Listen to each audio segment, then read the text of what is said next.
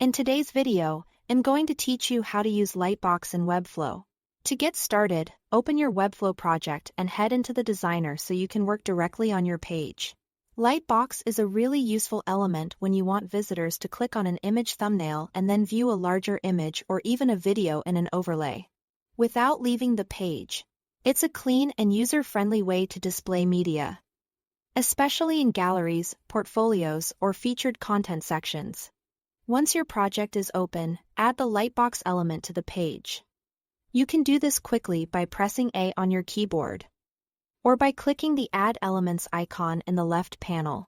From there, scroll down until you reach the Advanced section.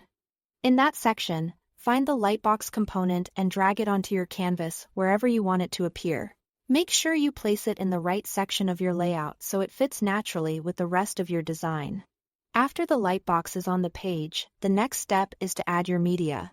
Click to select the Lightbox link component. Then go to the Element Settings panel by clicking the gear icon. In the settings, look for the media area and click the plus icon. Here, you can upload or choose the full-sized image you want people to see when they open the Lightbox.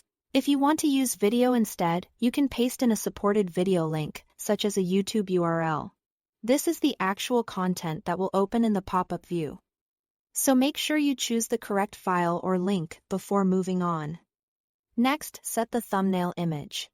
In the same Settings panel, go to Image Settings and choose the image visitors will see on the page before they click.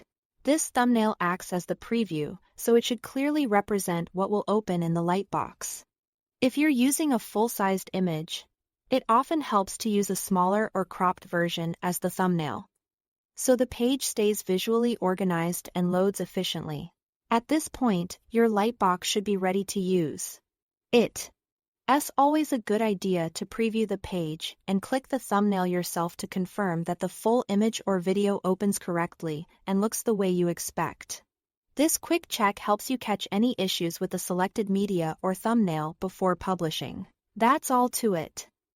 Thanks for watching.